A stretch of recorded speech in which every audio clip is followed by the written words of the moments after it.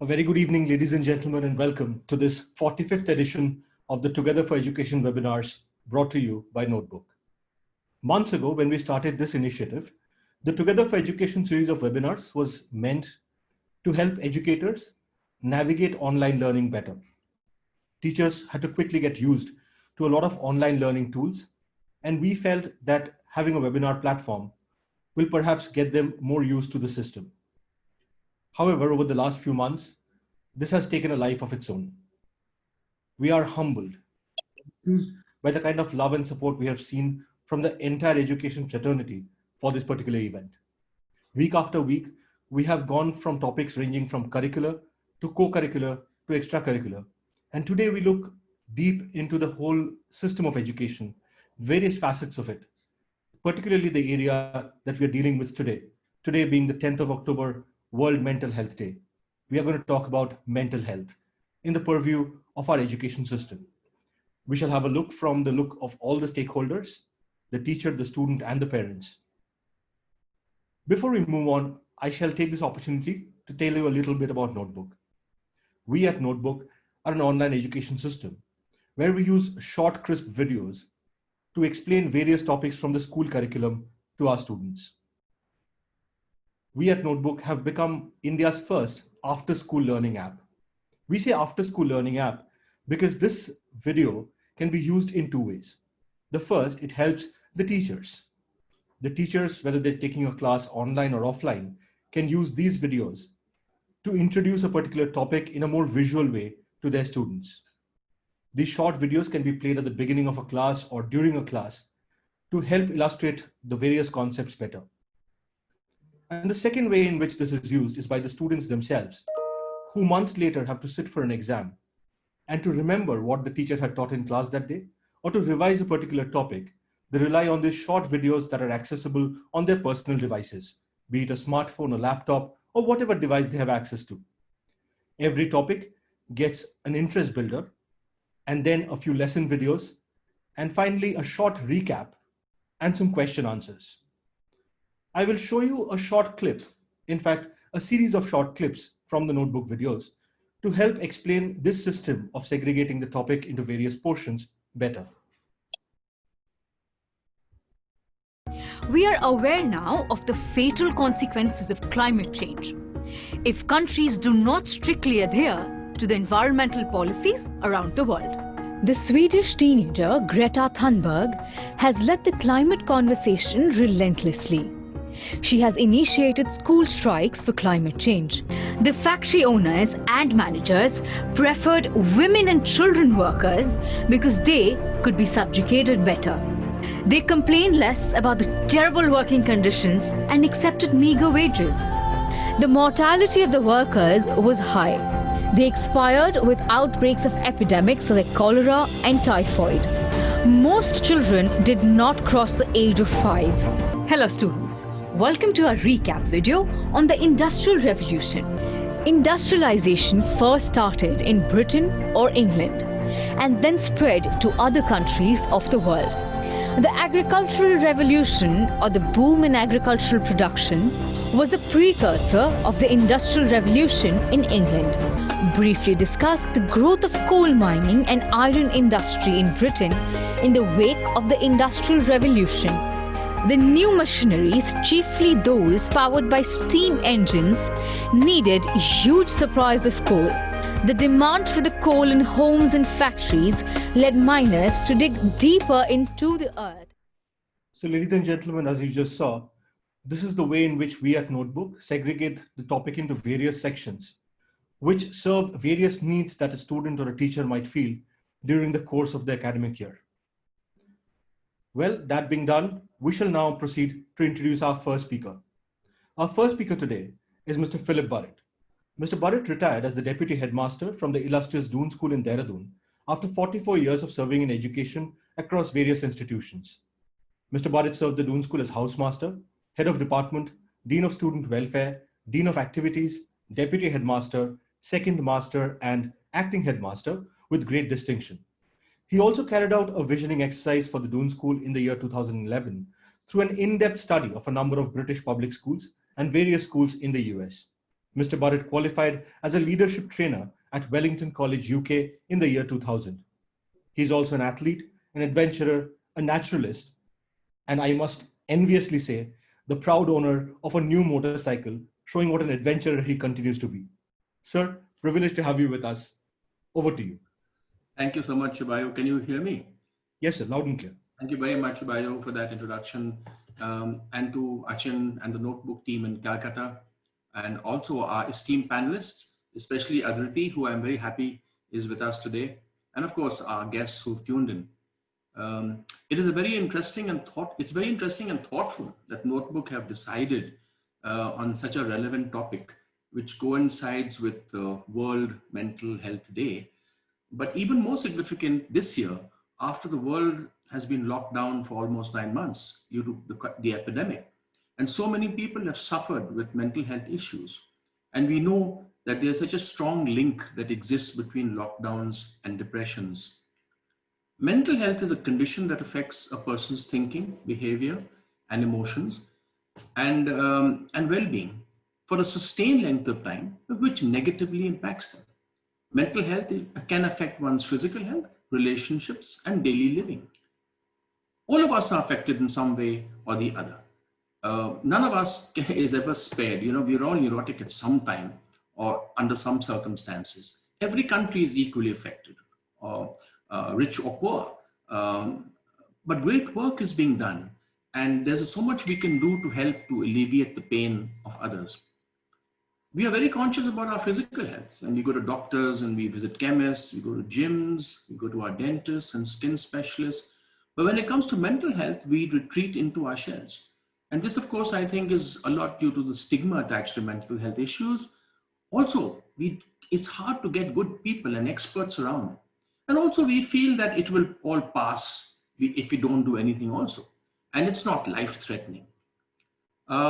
I have a small questionnaire for the audience today. We have 138 of you. If Shubayu can put up the questionnaire, and we'll give you 2 minutes to go through it. It's just 10 questions, and then we'll take a count of how you've done. So your time starts now. Ladies and gentlemen, the poll should be on your screen. You have 10 questions, each of them true or false.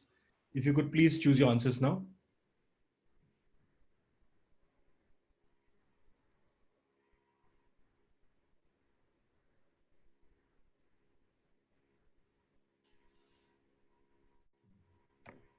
How are we doing, Shubayu? Yes, sir. The votes have just started coming in. I think it took a minute to appear for the panelists, for the attendees. Oh.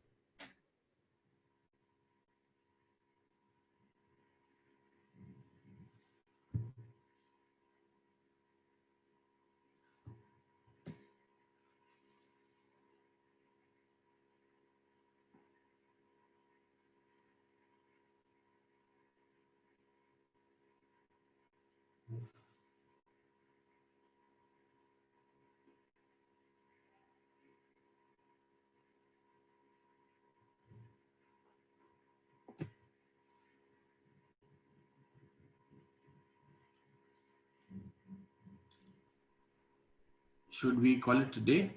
So we can see that the votes are still coming in. We've had about close to 50 people have already voted. All right. We'll just give it a few more seconds if it's okay.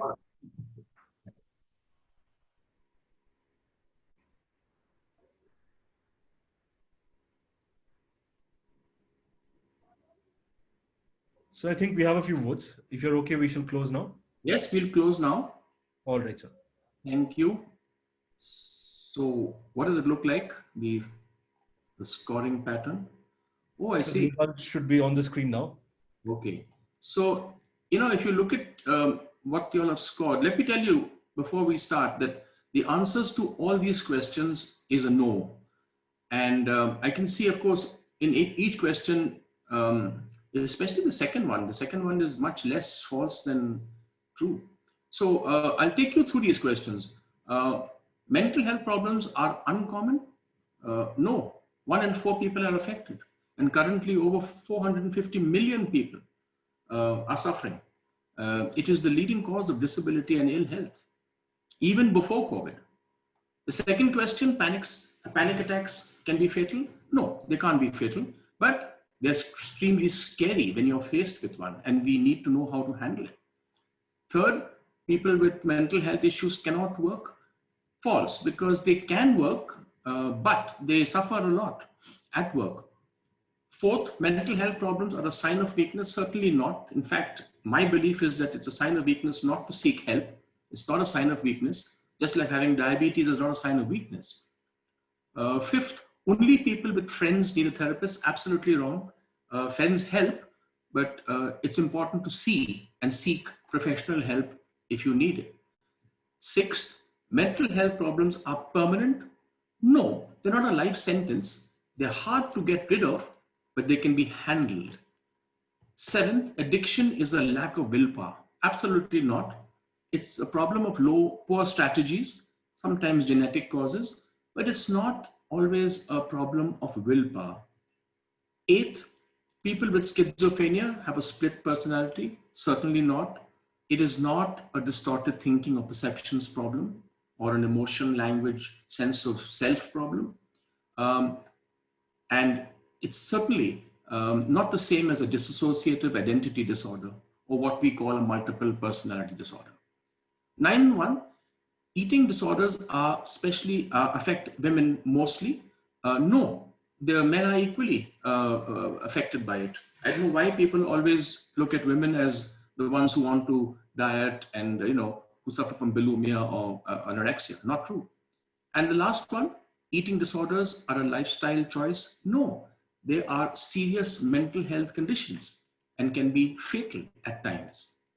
So the answers to all of those questions are a no. I had 11th one, which didn't go up, and that is that all people with mental health are violent. The answer to that too is no. That we see only in movies and TV serials. People with mental health disorders need not be violent. As a teacher, I want to take you through two very brief cases of students of mine and tell you what happened. One was a boy whose parents lived separately, Hong Kong, Canada, Dubai, and they kept moving. They were both together, but they kept moving. So the boy was pushed into to a boarding school. He was bullied as a junior. He had no stability because his parents kept moving. He didn't make friends, and he was a sad kid because he never had any friends. They bullied him. He turned out very aggressive and angry because sometimes a lot of sadness shows up with anger later on. And he came into my life as a student when he was very angry and a senior boy in school. And what I did was I took him on long walks. I asked him to see the counselor in school, and he built a little trust with me. And it was our walks and our long drives which got him to open up. And once he had a few people on his side, he improved. He passed out of school and is doing well. Another similar case is where a boy came from a broken home and had seen a lot of abuse at home, mother and father. He grew up to be a bit of a gangster. He attracted a lot of attention through his anti-social activities in school, poor grades, always in trouble, anti-authority. He sided and identified with the father, even though he saw the father mistreat the mother. He had a very poor and demeaning opinion of women, got into drugs, never settled. He was involved in a traumatic accident while in school where a friend of his died. And this got him aloof, and he today works on and off. He is not married, he's still languishing, and he has no job. So while one boy turned out to be okay, the second boy is still lost. In both these cases, our school decided to keep the students and they passed out of this school. But there are some schools who would have expelled these students. And what would happen to them? The victims of circumstance who never got the help they needed. And they would be sent out to continue their suffering, like two lost souls spreading their misery because no one cared for them. The other thing I want to take you through is a lot of common responses that people generally associate with, mental health. It's all in your head. While this is technically true, mental health issues are complex. They're caused by complex factors such as brain chemistry and are not imaginary. Come on, things could be worse. There will always be someone who has it worse. But saying that to someone is not necessarily going to help. Often those who struggle with depression and other mental illnesses have no trigger at all. Snap out of it, cheer up, let's go. Let it go. You can't just flick a switch and be over with mental illness. But you have a great life, you look so happy.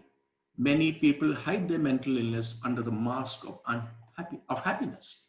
From the outside, it is very difficult to understand that what someone may be going through. Everyone gets depressed, moody, it's normal.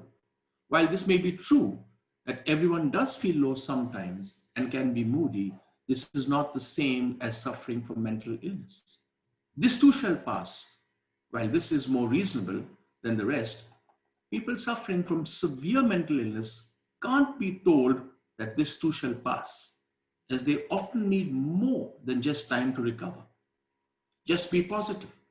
This is the equivalent of telling someone who has diabetes to think positively rather than take insulin.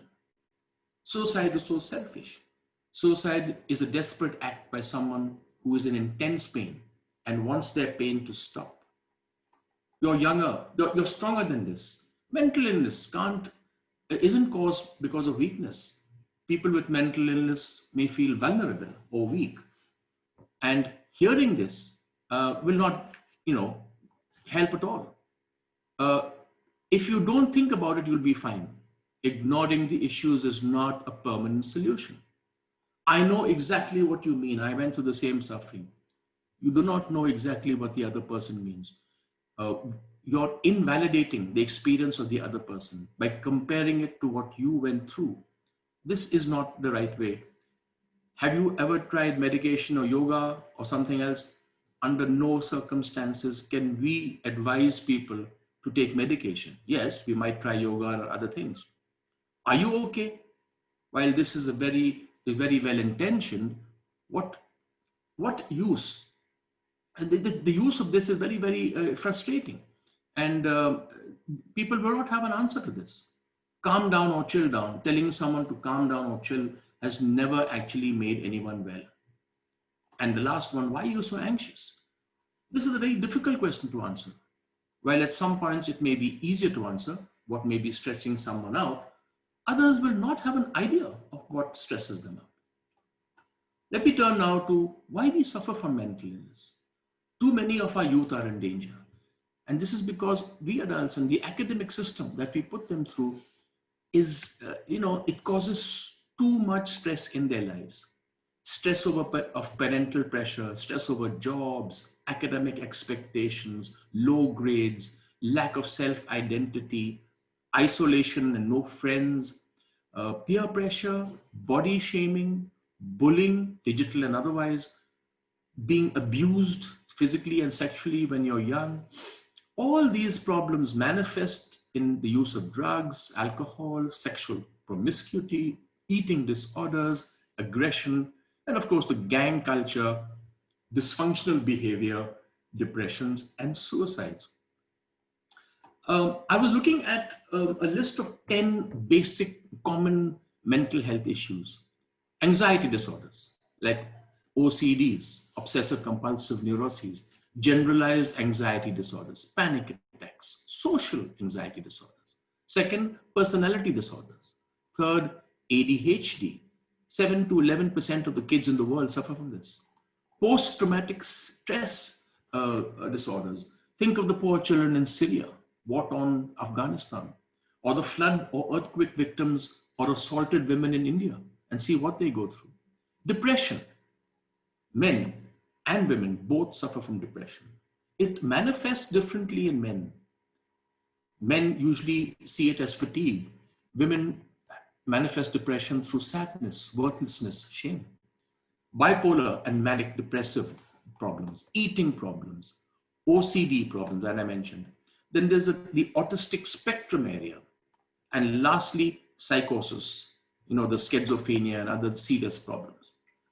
And talking about suicides, this is a big problem in our country. I think we are the suicide capital of the world.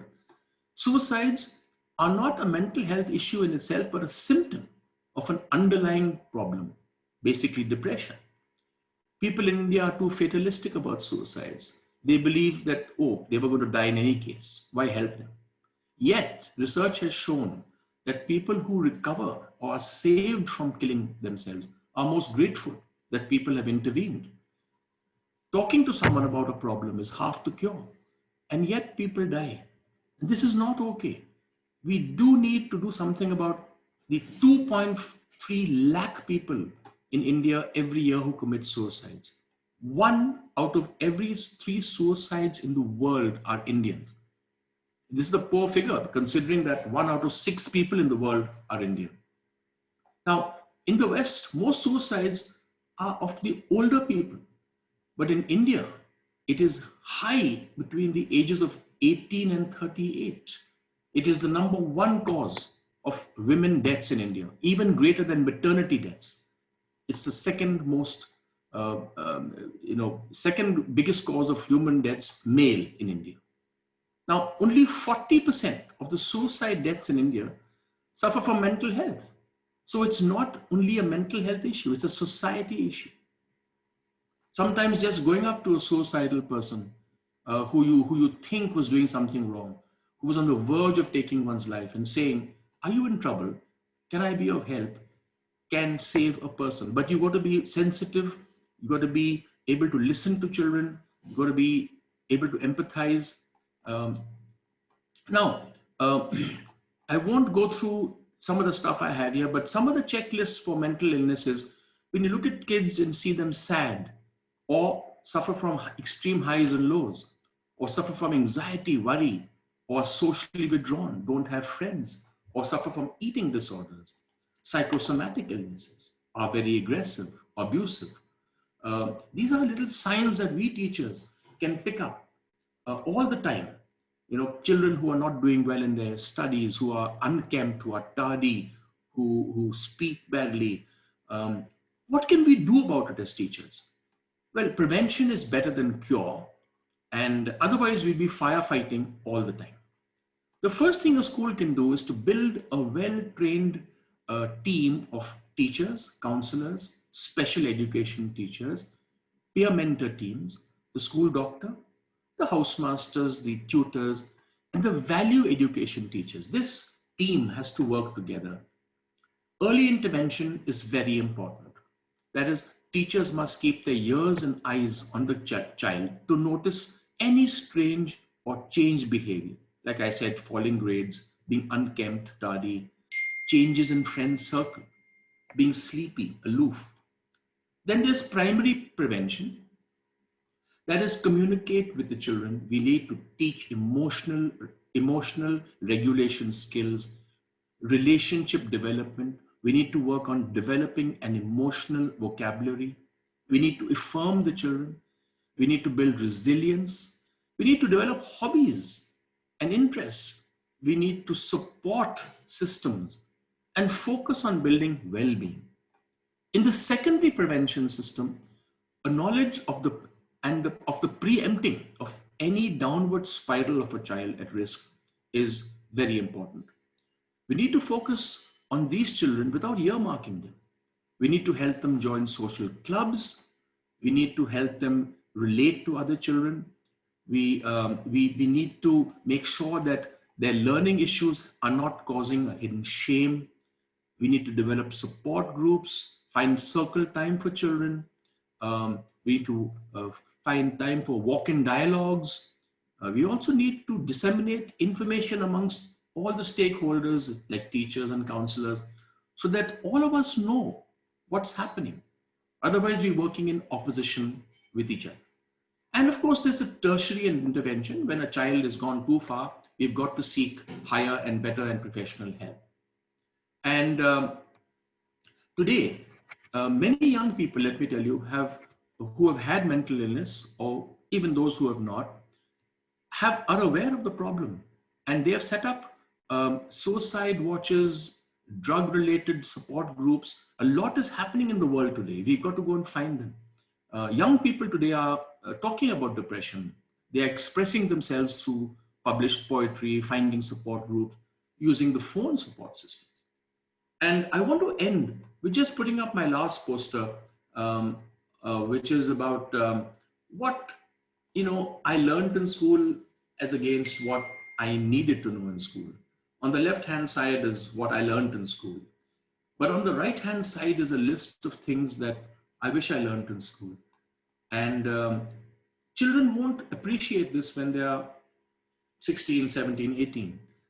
Try talking to a kid about sleeping on time or getting more sleep in. They'll never listen to you. But 3 years after they left school, they write back to you and say, "Sir, the stuff on the right-hand side was most important." And I think schools must stress much more on mental health, mindfulness, self-esteem, self-care, fitness, emotional regulations, and things like that. With that, Subayu, I'm done. Thank you so much for listening, all of you. I look forward to the views of the panel and Achin. Thank you so much. Thank you so much, sir. We could not have asked for a better introduction to this topic. And I must say that given the amount of time most children spend in schools around their teachers, it is so very important that educators become mindful of the various telltale signs and advise the right course of action to their students. Well, with that, ladies and gentlemen, we will now move on to our next speaker. Our next speaker is Achin Bhattacharya. Achin is the founder and CEO at Notebook. A chartered accountant by training, he was a director at Deloitte prior to starting Notebook. He has worked in India and abroad in various senior capacities in GE, PwC, KPMG, and Deloitte. He's been the recipient of the Indian Achievers Award. Achin is an avid reader and a passionate traveler with keen interests in economics, history, literature, and philosophy. He's a regular speaker at various forums and chambers of commerce and also contributes articles to numerous publications regularly. He is also on the board of some of the most renowned corporates and contributes significantly to their brand strategies. Achin, if you're there, over to you. Good evening, everyone. Shubha, am I audible? Loud and clear. I once again welcome all of you to today's session on a topic which is becoming more and more relevant with each passing day, especially during this trying time with lockdown, economic downturn, children being confined to their homes. So it's important to really take the elephant out of the room. Mental illness remains the elephant in the room, whether at home, work, or school. It's an issue that we are aware of, but choose to avoid talking about. The question is, why so? It's time to recognize mental health as essential to physical health.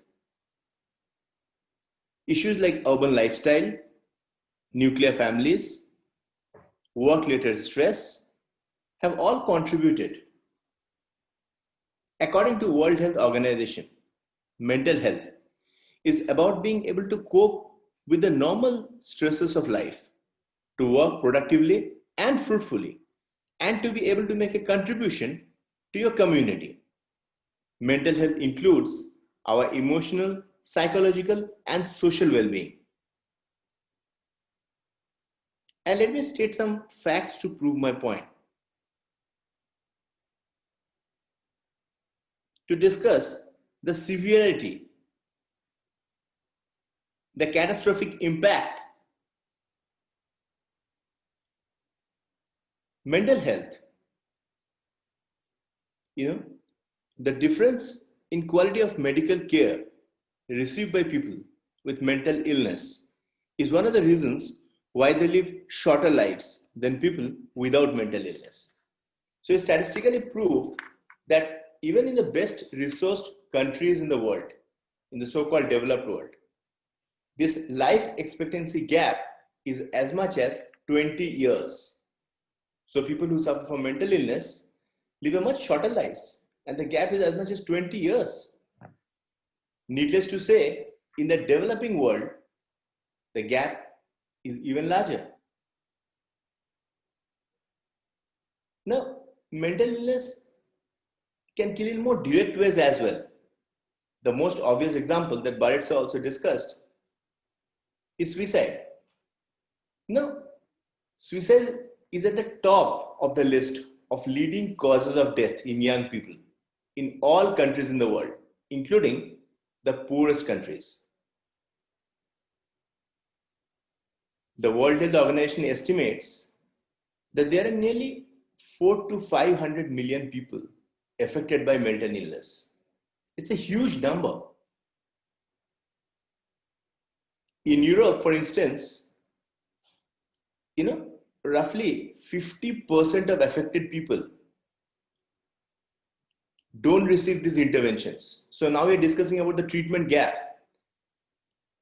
In Europe itself, more than 50% people do not receive any treatment. In developing countries, the so-called treatment gap is around 90%, 90. But beyond the impact on life expectancy, let's discuss about quality of life lived. That's really important, right? So we discussed about the fact that it contributes to much shorter life. We discussed about the severity in terms of impact, huge numbers. We discussed about the treatment gap. Now coming to its impact on a person's quality of life. In order to examine the overall impact of any health condition on life expectancy as well as on quality of life lived, there's a metric called DALY, which stands for Disability Adjusted Life Year. Now, when we really go through this metric, we discover some startling things about mental illness from a global perspective. Mental illness is among the leading causes of disability around the world. Now, depression, for example, one of the most common forms of mental illness, is the third leading cause of disability. So depression alone contributes to 1/3 cases of disability, alongside conditions like diarrhea or pneumonia in children. So when you put all the mental illness together, they account for roughly 15% of total global burden of disease. Sort of the entire total global burden of disease, 15%, 1/5, is contributed by mental illness alone. Now, when you look at the facts, definitely we understand that the impact is huge. But we also need to come to terms with the fact that it's a vast area. And there's incredible amount of diversity. When we say mental illness, it's a huge area. From autism and intellectual disability in childhood to depression, anxiety, psychosis in adulthood leading to substance abuse, all the way to dementia in old age. Thus, it's a vast area. And 1 in 4, sort of 25% of global population is affected. And I'm pretty sure that each and every one of us present here today can think of at least one person who is affected by mental illness in our most intimate social circles. The human brain is a wonder through folds of tissues and pulses of electricity. It lets us perceive, attempt to understand, and shape the world around us. As science rapidly charts the brain's complex structures, new discoveries are revealing the biology of how the mind functions and fails.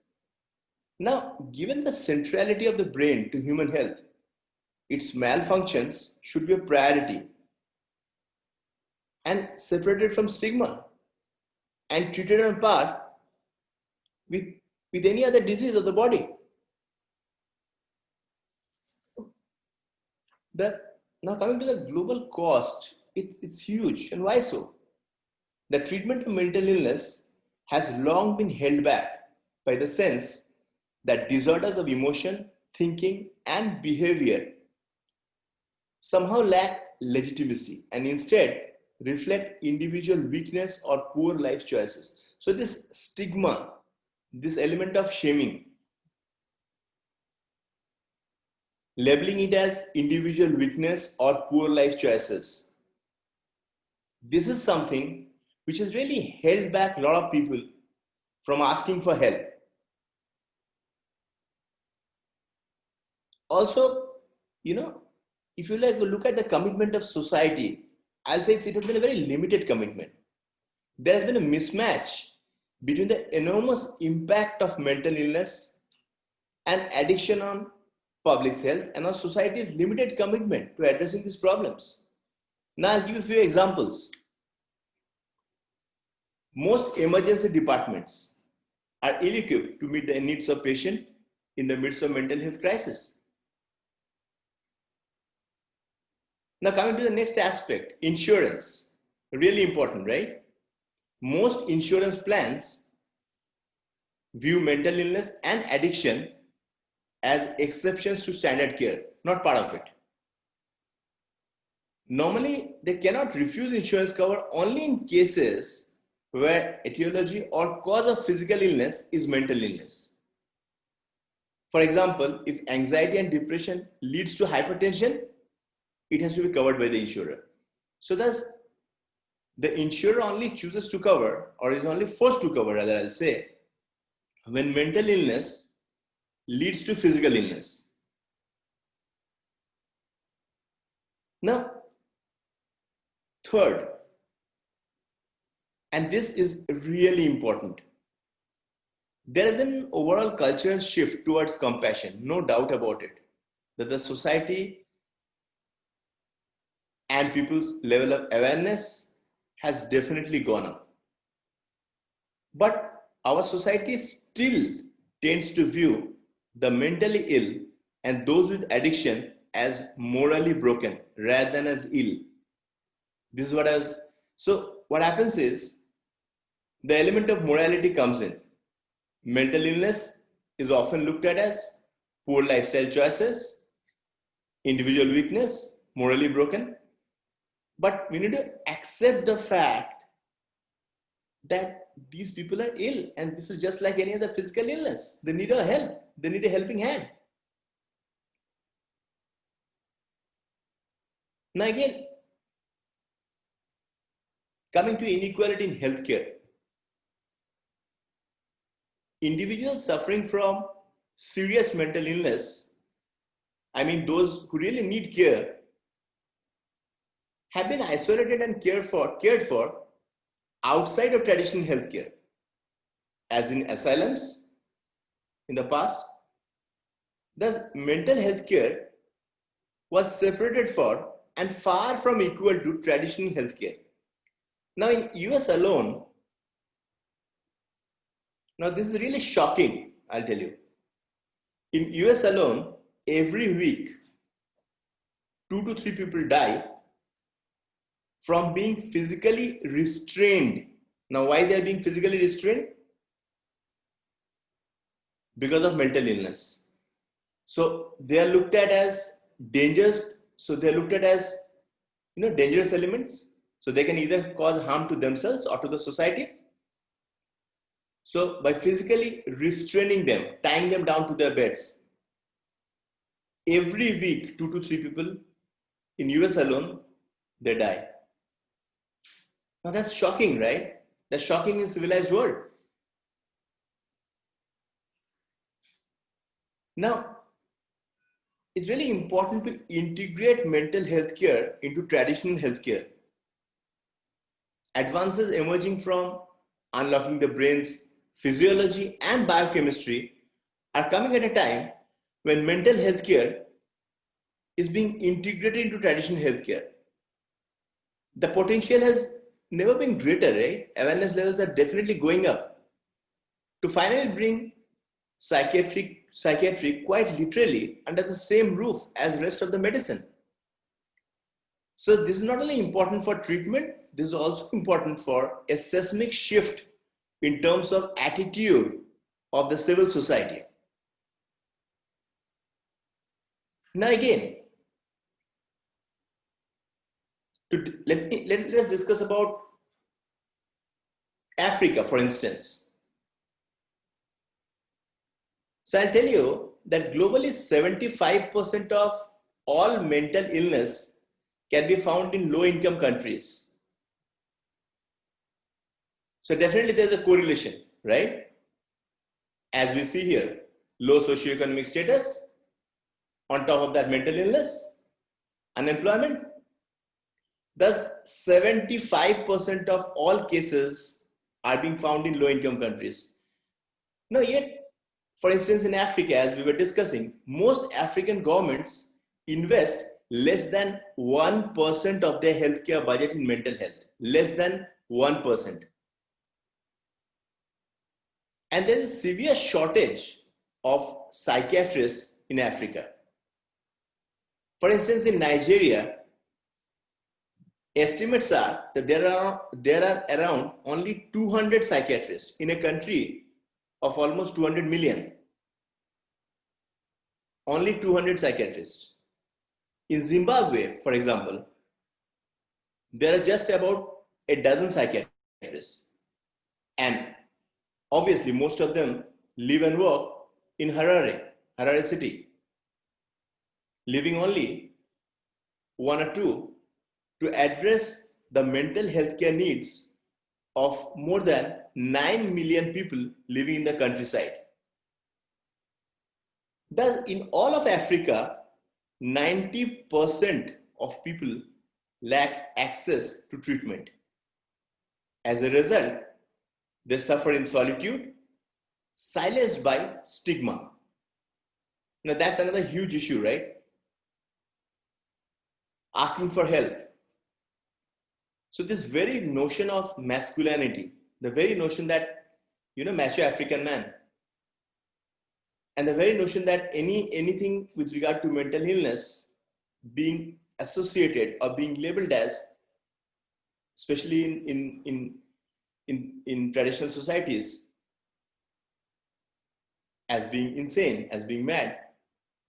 So that the stigma associated with it, they suffer in solitude, they suffer in silence. Response to mental health is often filled with distance, ignorance, guilt, fear, and anger. Now, there's a study which was conducted by Arboleda Flores, and there was a question, there was a direct question which was asked to all respondents. And I'll tell you the results of this survey in Nigeria. So there's only one single question. What is the cause of mental illness? So they were given few options to take. So what do you think is the cause of mental illness? 34% of Nigerians responded citing drug misuse, and 19% said divine wrath and will of God. So that shows the level of helplessness. So they blame no one but their poor luck, themselves. Now coming to India, definitely the situation is better, but there's a scope of lot of improvement. Now to quote some statistics, if you look at the number of psychiatrists in India, and you compare the percentage, meaning to say with developed, so for instance, if you compare it with Europe, for instance, and if you take percentages that exist in Europe, India should have around 150,000 psychiatrists. Actual number is around 3,000. Thus, actual numbers are around 2% of the desired numbers. So we understand the need gap. The need gap is huge, 98%. So now we discussed about the concept of mental health from a holistic perspective. We discussed about the impact. We discussed about the sorry state of affairs. especially in developing countries. The question is, how do we solve it? We understand that there is a huge gap. So what I understand, a lot of interesting and meaningful work is being done. And there's a concept of task shifting in global health. Now, task shifting, there's been a lot of experiments around task shifting, not only for mental health, but even in terms of physical health, traditional healthcare, so as to say. The idea is actually quite simple. The idea is, when you are short of specialized healthcare professionals, we need to use whoever is available in the community, train them to provide for a range of basic healthcare interventions. So definitely community volunteers, they cannot substitute for specialized healthcare professionals, but they can act as the first line of defense. And many experiments in task shifting in mental health care have been carried out, especially across developing world over the past decade. So I was going through some very interesting survey reports, and I'll share 3 such experiments. And all these 3 were focused on depression, which is the most common of all mental illness. In rural Uganda, volunteers and villagers demonstrated that they could deliver interpersonal psychotherapy for depression, user randomized controlled design, and results showed that 90% of the people receiving these interventions recovered, as compared to only 40% in other villages where there was no intervention. Now from Uganda, we come to South Asia, we come to Pakistan. Similarly, using a randomized controlled trial in rural Pakistan, lady health visitors who are community maternal health workers in the country's healthcare system could deliver cognitive behavior therapy for mothers who are depressed, new mothers post-delivery suffering from depression. Again, this showed dramatic difference in recovery rates, roughly 75% of them recovered, as compared to only 45% who didn't receive any treatment. So we see that the impact is substantial, right? In Uganda, we saw an incremental impact of 50%. In Pakistan, we see incremental impact of 30%. Now coming home, similar experiments were conducted in India, in Goa. Lay counselors drawn from local communities could be trained to deliver psychosocial interventions for depression, anxiety, leading to 70% recovery rates, as compared to 50% in primary health centers, where there are no trained volunteers. So again, an incremental impact of 20%. But how does it actually work? The first is that we need to simplify the message that we are using, stripping away all the jargon that medicine has invented around itself. We need to unpack complex healthcare interventions into smaller components that can be more easily transferred to less trained individuals. We need to deliver healthcare, not in large institutions, but close to people's homes. And we need to deliver healthcare using whoever is available and affordable in local communities. And the last part is really important, that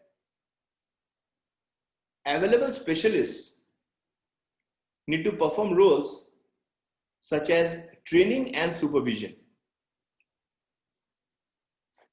So I saw this as a very welcome initiative, considering the huge need gap that exists in this area. I'll say a lot of meaningful work is being done. Now, in the words of Dr. Shin, Regional Director in World Health Organization, and I quote, "People with mental illness should not suffer in silence. We need to talk openly and honestly about depression to break down fear and stigma. lives are at stake. Left untreated, depression can lead to suicide. And it's a tragedy that over 500 people take their lives each day in this region. Thus, in West Pacific alone, 500 people every day they take their lives, many of them young people. So we see that it's so sad that we are losing people in their who are at the prime of their lives. They are young people. Depression does not discriminate. Anyone can be affected. Chances are that we know someone who is suffering from depression. It's really important to talk to your loved ones and ask them if they're okay. A simple conversation can actually change a life. It can save a life. And I think educators, schools have a huge role coming to children. Children cry, adults cry, but we all cry. Most traditional teachers and classrooms, now things are definitely changing. Earlier days, didn't want the children to cry. At times it's disruptive to the educational environment and other students. Of course, we understand and appreciate the need to teach, but isn't learning emotional and social skills at the crux of successful living? Isn't it important to empower our kids in an anxious world? Aspects like the kids being play deprived nowadays. And by play, I mean play without screens. I don't mean video games. 2 or 3 decades ago, children were roaming neighborhoods in mixed age groups, playing pretty unsupervised. And this kind of parent-free play helped them develop important skills they'd use for the rest of their lives. They were able to resolve disputes. They planned their time. They managed their games. They had a lot more autonomy. Now, autonomy leads to self-esteem and mental health. These days, definitely free play is on the decline. And so are the social and emotional skills that come with it.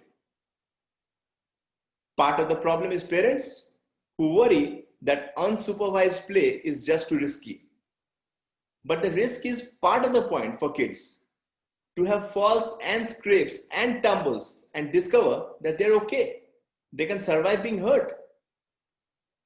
To build self-control, we need to stop controlling children beyond a point. Another very important aspect is promote physical activity. Really helps. Not only for children, but also for adults.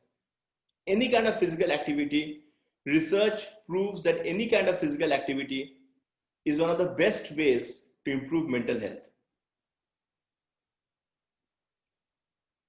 I really look forward to the deliberations of our esteemed panel on this very important topic. And I thank all of you for giving me a patient hearing. Over to you, Shubhayu. Thank you, Achin. Thank you for that wonderful presentation.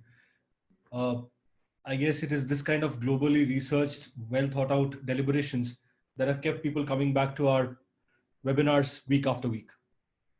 Well, ladies and gentlemen, now we move on to the important part, the panel discussion. We have a stellar panel lined up for you today. So let me first introduce the panelists to you. In our panel today, we have Ms. Rajeshri Sihag, who's the principal of the Fab India School, who believes in creativity being much more than just a skill. She feels committed to introduce skills at a young age to promote entrepreneurship. This kind of education, she believes, will generate job creators instead of job seekers.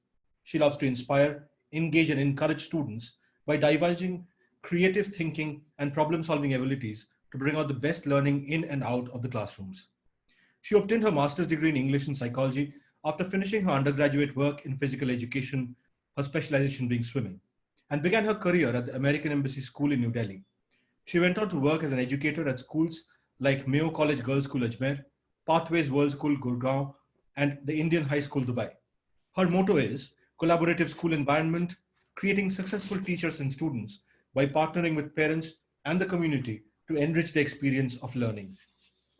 We also have with us Ms. Neela Rani. Ms. Neela Rani is an educationist with over 30 years of varied experience as special educator, teacher trainer, and counselor. She has worked as a special educator in Neeraj Integrated School in Hyderabad. She has worked as program administrator in Special Education Center for the Mentally Handicapped Institute of Genetics, Osmania University. She established the Supportive Instruction Unit for teaching children with learning difficulties, dyslexia, dysgraphia, and dyscalculia, and worked as a remedial instructor at Oak Ridge International School. She then established the Sneha Center for Learning and Creativity in Hyderabad. She worked as a part-time lecturer to handle early childhood education diploma courses at Vivekananda Study Center, affiliated to IGNOU. She worked as a resource person at the EuroKids Teacher Training Institute, and she worked as a special educator at Silver Oak School. We also have with us Ohana Ghosh. Ohana is a consulting psychologist and a co-founder of the Tangent Mental Health Initiative in Kolkata. She's been working on the intersections of disability and mental health of young people and their families since 2018. She completed her master's in counseling psychology from the Tata Institute of Social Sciences, TIS, Mumbai, where she was deeply influenced by the intersections of the social, the cultural, and the political, and the profound impact existing systems have on people's identities and therefore their mental health. She got the opportunity to explore the intersections of young people, disability, and mental health right after her master's while working with a dedicated transdisciplinary team in Mumbai. Her personal and professional journey has been directed towards making mental health care accessible, diverse, and culturally nuanced. Holding on to values of social justice, neurodiversity, and queer affirmative practices, she began a mental health initiative, which is Tangent Mental Health Initiative, in 2020 with 3 warm and enthusiastic mental health workers, while also working with a wonderful team at Mansi Therapy in Kolkata. We are also very privileged to have with us Ms. Aditri Jha, who is the counselor at the Unison World School in Dehradun. Prior to this, she was a wellness coach at First Life in Bangalore, where she worked as a wellness coach cum associate psychologist, working on day-to-day topics such as stress, work-life balance, sleep-related issues, etc. She also managed key accounts for the company while there. It's an absolute privilege to have all of you with us today. I will now stop my screen share and request you to please switch on your cameras so that we can proceed with the discussion. Welcome all of you. If you could please give me a quick audio check.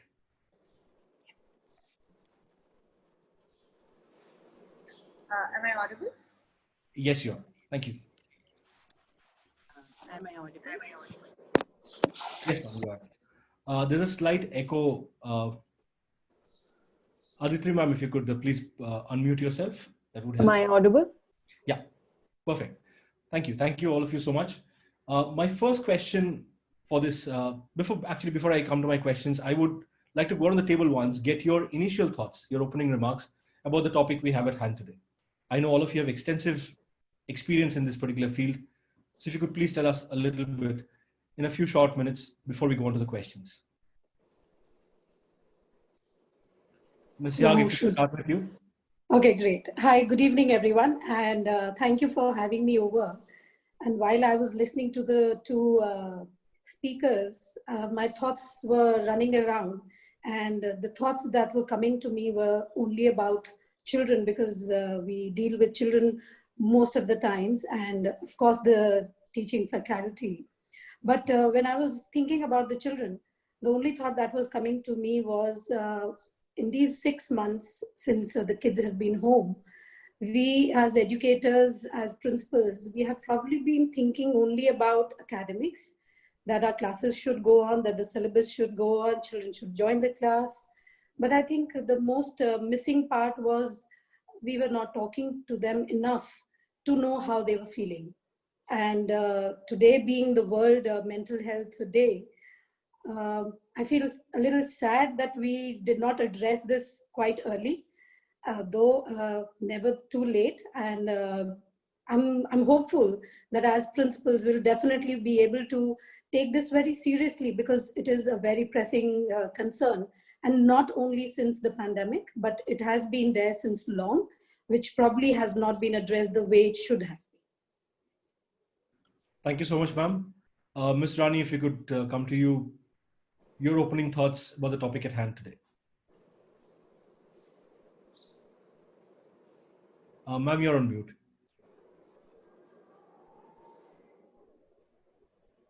Ma'am, we can't hear you. You're on mute.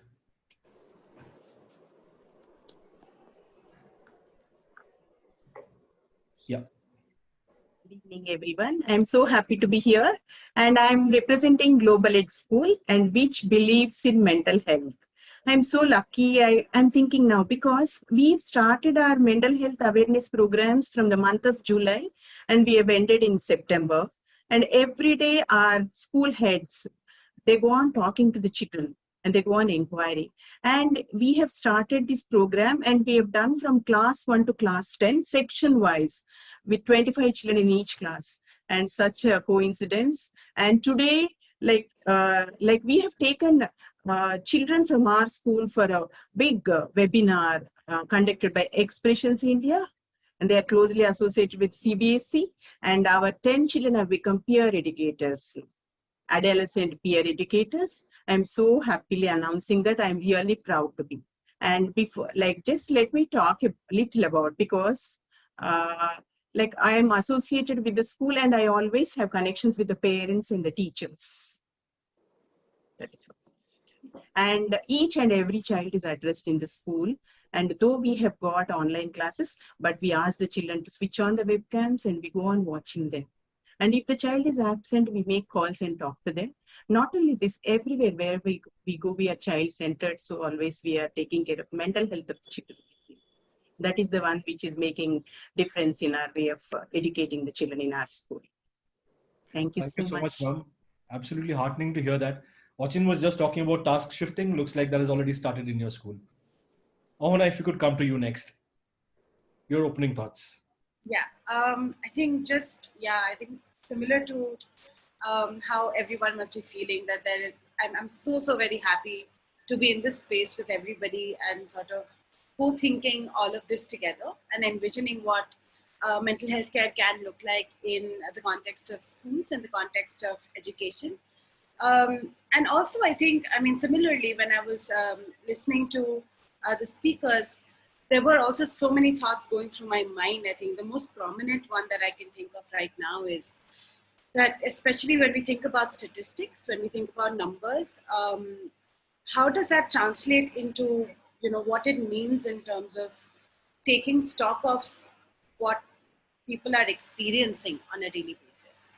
And also that while we're thinking about young people, parallelly, what I was also thinking about is that the school system itself is made up of so many stakeholders. And if we really have to start zooming out and zooming in constantly, what does that sort of allow us to notice, or, what are some of the things that start becoming visible about how there is resilience in each and every stakeholder, and not just in young people, but how young people are also responding to mental health concerns. They are responding to stressors that they are seeing around them constantly, but also that other stakeholders, be it school leaders, be it the teachers, be it caregivers, be it, even the support staff in school systems, all of them are coming together and supporting one another.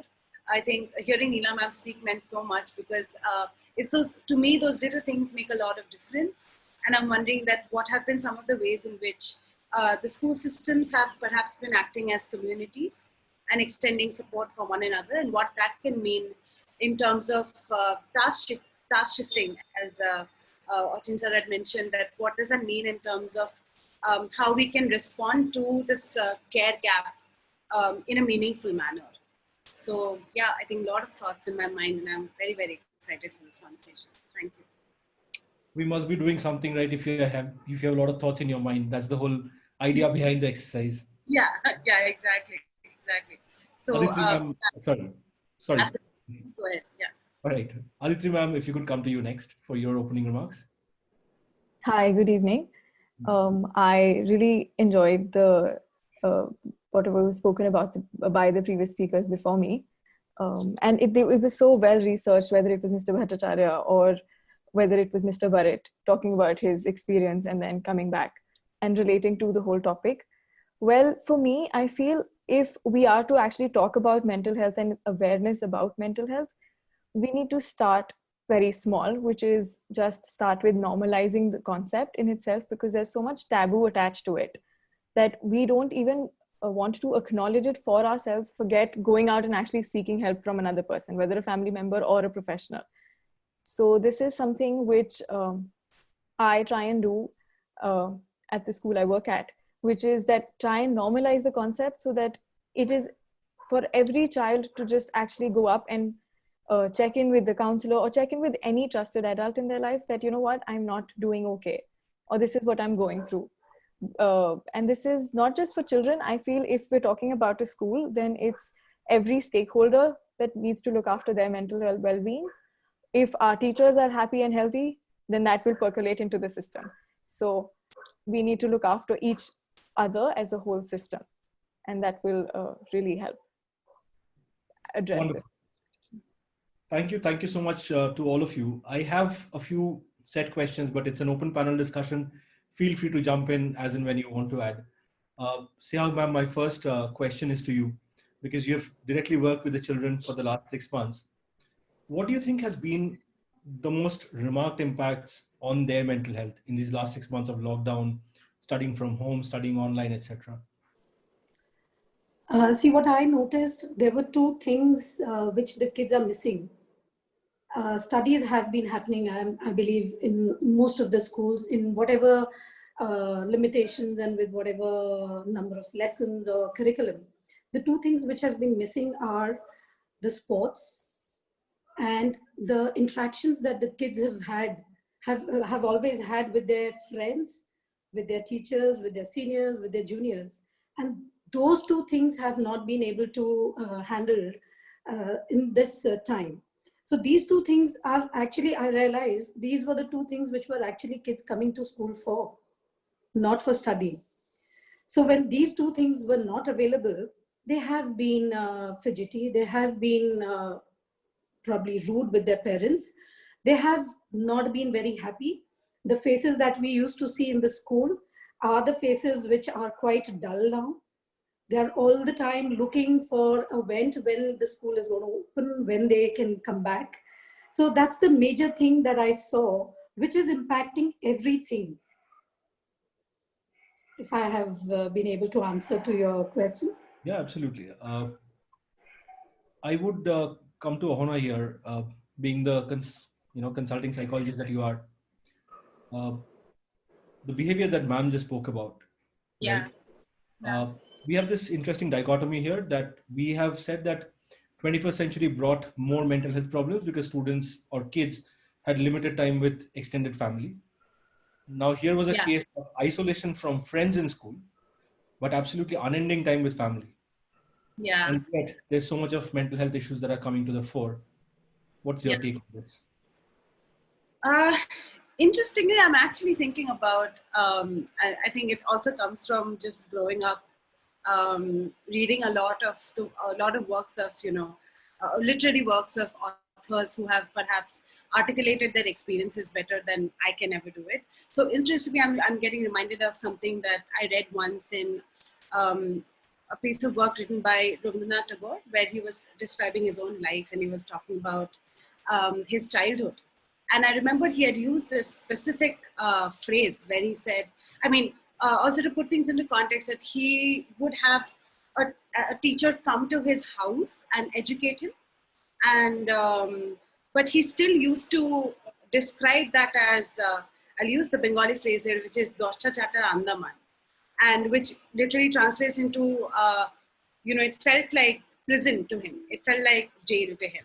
And the reason why he often described that is perhaps because education as a system felt like it was taking him away from things he wanted to do. But if you think about it, that he was in his house, which was his family, he was with his friends, perhaps, and he had all of these systems available to him. So why that feeling? And oftentimes, when I think about school as systems, I think about if school isn't a safe or nurturing space, then it can feel like a trap. It can feel like a place that people don't want to go back to, that young people don't want to go back to. And I think developmentally speaking, in my experience, For young people, their homes and their schools are the two most important social environments that they are part of. And there is so much that they cherish. I agree completely with what Shag ma'am said about, really going back, because it's the friends that they want to spend time with. Or even it's sometimes to just say that excited hello to that teacher who they really like, or really sort of being able to, see that one thing that they're probably hidden behind a tree in their school garden or things like that. It's those little things. It's a world that they create themselves, and it's the loss of access to that world that most young people have been responding to. And while family, friends are important spaces, or I would say family and relatives are important spaces, the onus on family to become providers of everything for young people is also not possible often. That's where school steps in. That's where I think there is an envisioning of a collective model of care. And to me, it's more like, both of these environments stepping up for one another and supporting one another in some ways. But if one environment takes up too much of space or too much of resources, that's where it perhaps starts becoming a problem. That's where it perhaps needs intervention. It needs a bit of careful rethinking. But together, I think they can become such beautiful spaces for young people. Absolutely. Can I step in here? Absolutely. Yeah, as you were saying that earlier, it was talked about that families should be the place where the children learn values, and it's a good time that they're spending time with families. But as ma'am just said, it is true that the entire day when they are with the family, there is a lot of nagging which is happening at home. Don't watch TV, don't do this, don't do that. And there are so many don'ts. Whereas when they are in the school, there are ample sections of times, the lunch break, the travel to the school, the travel back home, the little, like a teacher has not come to the class, or the teacher has come late to the class, or at times the teacher takes them out on a round, or maybe to the garden, or any those little things, which they enjoy with their peer groups. They are not able to enjoy that with their parents, not even with the siblings, because either the sibling is a younger one or an older one. But the amount of happiness that they get by being with their own peer groups, that is something which actually adds to their mental health. That is the happiness quotient that they have. And that only helps them to deal with whatever stress, even if there is any stress. A lot of times parents at home, they pressurize children to study or to take up science or to take up maths and do certain things which they don't want to do. But the school becomes the venting place. Right. I was taken back to my own school days. I know what I used to do in school. I'm not going to discuss that on a public forum. But yes, I definitely know what you mean. Neela ma'am, if I can come to you next. From a very, from the point of view of psychology, right now, what are the telltale signs that parents and teachers should be looking for? What are those signs that they should be actively looking for? Because there are so many educators who are attending this discussion, we would really want them to take away a list of things that they should be watching out for when they're taking their online classes. Before getting into this question, so what I thought, there is one saying by Albus Dumbledore. He says, happiness can be found even in the darkest of times, and if one only remembers to turn on the light. That is what the schools are doing now. So through online and properly effective functioning. So now here the role of the parent, definitely, they have to take care of them. And one more thing, when the children are working from home, when they're learning from home, the stigma and undervaluing of the student is reduced a bit.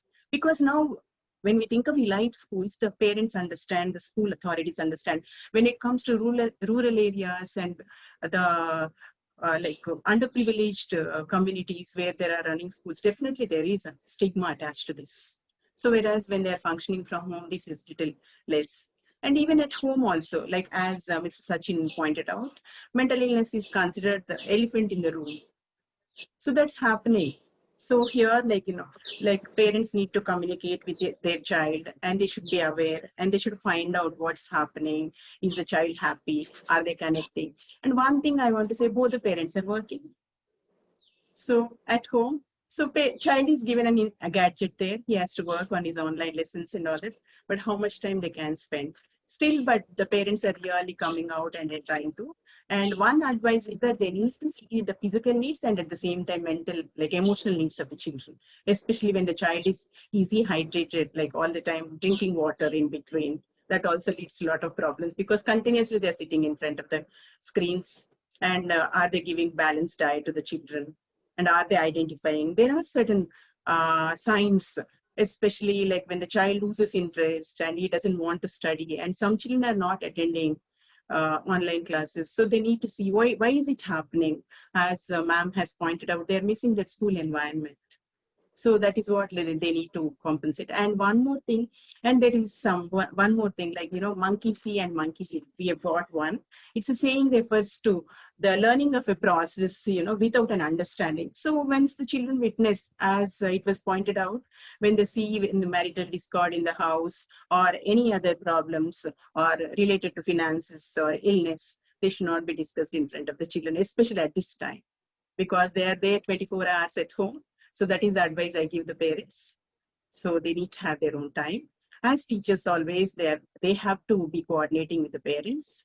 And whenever the child is absent in the class, they should make a call after school hours and find out why is it happening, what is it happening, and let us have some interaction. It's not that because we are working only for a few hours, we should be sticking to that. So we are advising the teachers and it's happening. And we also had calls from the parents saying that my child is saying that she has got negative thoughts in her mind. A class 2 and 3 children having this kind of conversations with the parents. So parents are really worried and we are referring them. Actually, we started working with them. And if it is going beyond our capacity, definitely we have got voluntary organizations working, especially during this COVID time. Many organizations are working on voluntary basis. So we are connected. And rarely it's happening. Teachers are able to solve most of the problems. But if it is going beyond that, definitely. So that is what advice I give the teachers. And at the same time about even marking system also, we are saying that we are giving different options to appear for the exams. It's not that. So they've got various options to appear for the exams. So that way the children are really maintaining a balance, we can say. But still they're looking forward for the schools to physically open. Wonderful, ma'am. As teachers. Aditri, ma'am, if I can come to you, you've been a wellness coach. What would be some of the telltale signs? Because I think for the first time, every student is sitting on the same bench. There's no backbenches anymore. It's all a grid on the screen. So what would be some of the signs to look out for?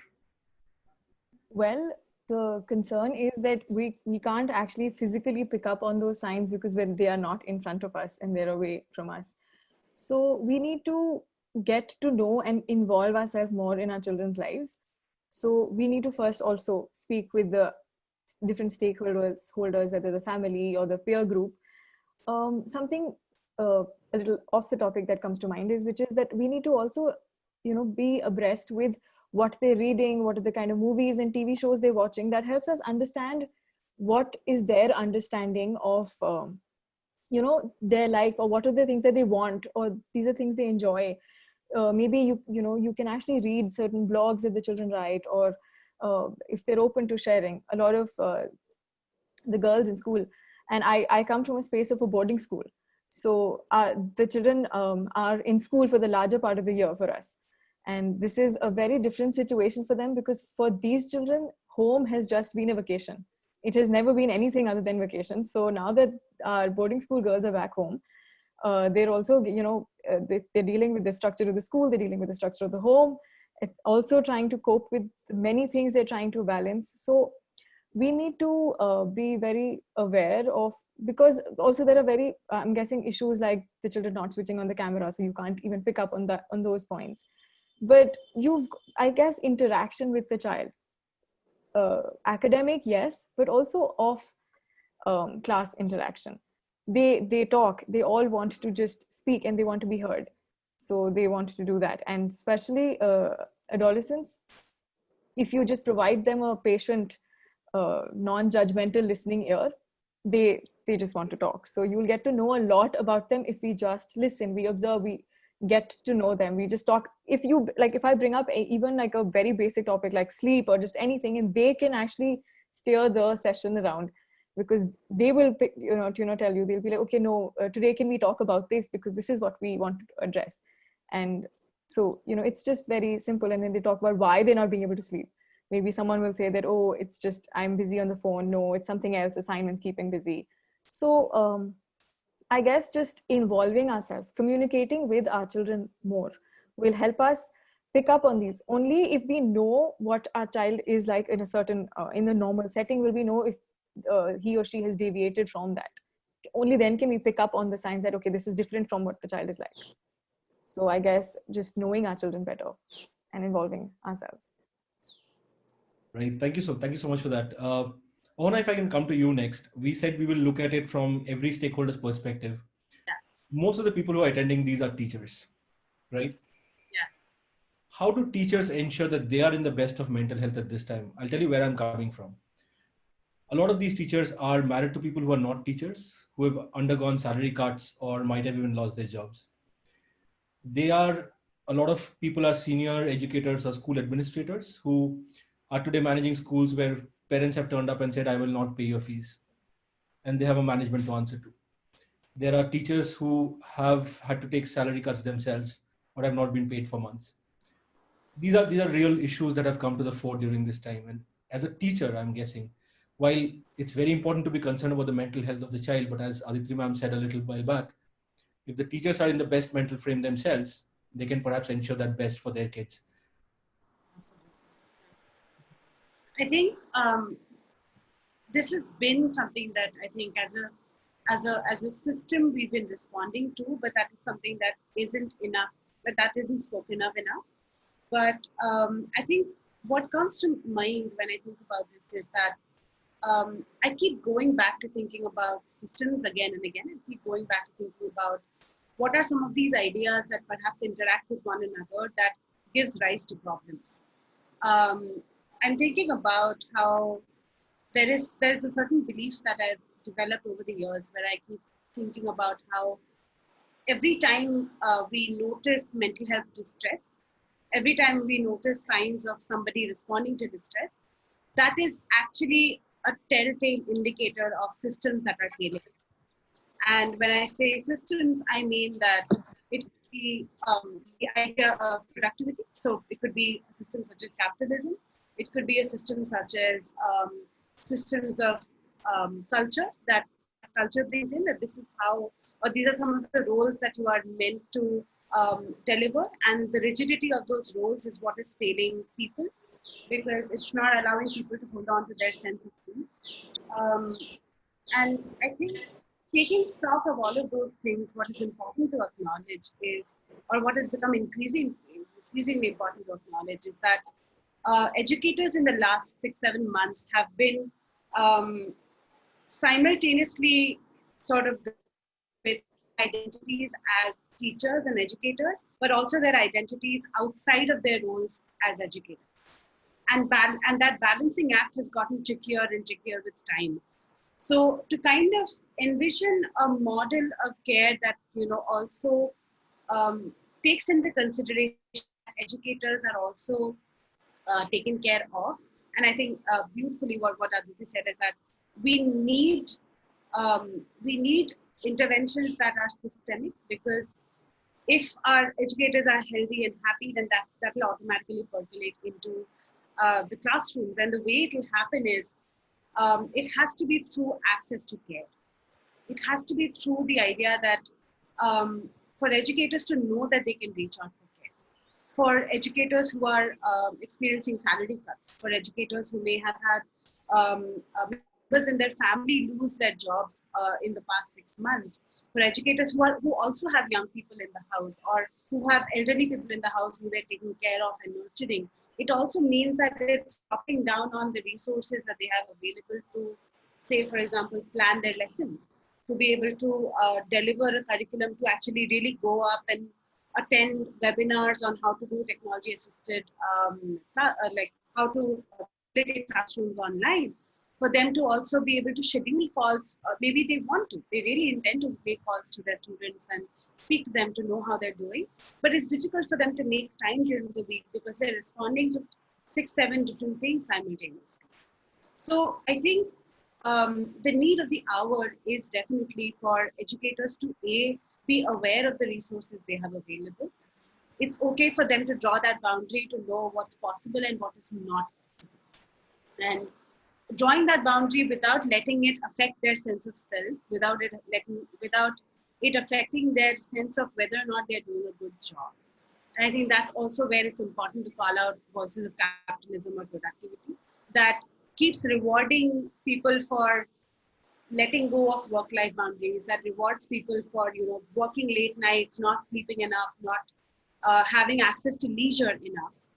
And also what it requires is that for systems, it doesn't just restrict itself to, say, one teacher saying that I can't work for more than 10 hours a day. It also means that there have to be other people who need to step up. It also means that schools have to become flexible with curriculum delivery, that it's okay for a lesson plan to not get delivered in this amount of time. It has to be, okay for, say, communities to step up and say that, we can do it on rotational basis. But for communities to step up, say, for instance, for each classroom to say have 2 teachers or 2 or more teachers taking care of a set of students would mean that we have to hire more people. How do we hire more people if we don't have funding? How do we have how do we, have access to funding if we don't have, people at the policy level who are not invested in education? So if you think about it, that it's not just restricted to students and teachers, but there are also these larger, there are layers and layers and layers of systems that are constantly interacting with one another. And to really envision a model of care would mean for everybody, it would be an all hands in situation. It would be the need for advocacy. It would mean that the need for teachers to have to know that people to not be able to take care of these things. For them to sometimes even hear from their supervisors or from their seniors that, it's okay this way. It's okay if you don't do it this way. Sometimes it's important for, their colleagues to say make sure you take a break. So for communities to come together and support educators, support one another to make sure that they're taking care, and for it to not be an individualistic process. Because if it's individualistic, the chances of resilience really being able to sort of do its work becomes increasingly difficult. So having support systems, whether it be through peers, through communities, through counselors, through supervisors, through access to resources such as Notebook.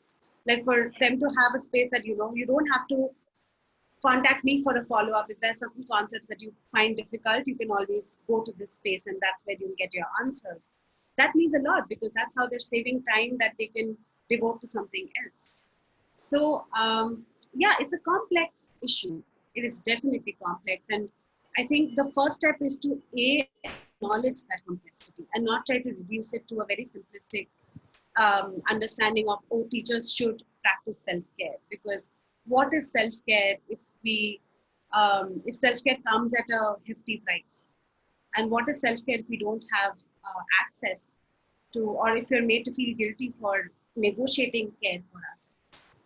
So I think there's no straight response to this, but except for the fact that it requires a collective mobilization of resources and support. Wonderful. Rajashree, if I can come to you, you had a team of Yes. people who had to pivot I from... knew it's coming to me. You happen to be the only principal on the panel. So yes, teacher-related questions will come to you. How has your experience been with the, one of the challenges that we initially heard of was that teachers who are extremely experienced, 30 years plus of teaching experience, were suddenly asked to convert their classroom lectures into PPTs. And we, coming from the corporate background, PPT was our bread and butter. So we said, what's the big deal? And then we realized that no, it's very difficult to take years of a certain approach and make slides out of it. What has been your experience with teachers' mental health? I'm actually, my school is in the rural parts of Rajasthan. and we are a rural school. But thankfully, we had been using technology for some couple of years. So teachers were not very scared of using technology, whereas whatever amount of technology a teacher uses, the teacher is always going to be scared. Maybe now they won't be, but they have been. They are always scared to press those buttons that something is going to go wrong. The shift was overnight from the classroom to the online platform, and the challenges were huge because they had to be at home, they had to do a lot of things, and they had to manage the online classes. But what we had a lot of meetings in the beginning where we took up issues on daily basis, that okay, what is it that we are facing and how do we find solutions? And solutions were not given by me or someone else, but solutions were something which were driven out of the conversations and out of the suggestions given by the teachers. So what we came to a consensus was that we are never going to hold a class as a movie theater where we're going to have the board and we are going to have like 40 minutes of class and we are going to be like solving things and teaching. Rather, what we started doing was we started preparing our lessons, the handwritten or maybe the typed ones, in whatever format the teachers were comfortable in the beginning. And they would share that lesson plan or the content, whichever they wanted the child to read or to see, a night before or early in the morning through a WhatsApp. And when they would walk into these online classes, they would not teach. Rather, they would just talk. They would just discuss things. Because for them also, every day it was like beyond the class, they would be learning how to handle things. But when they are in the class, they had to be like being teachers, they had to be there for the children. So we transited from not teaching in the class as a regular class, but to talking. And then slowly we didn't realize when the teachers, they were making videos, they were doing Google Meet sheets, and they were doing presentations. And the latest one is they are working on the ThinkLink. So I think they found reasons because as someone had mentioned, autonomy in learning. So we created a lot of autonomy when we were talking and discussing things.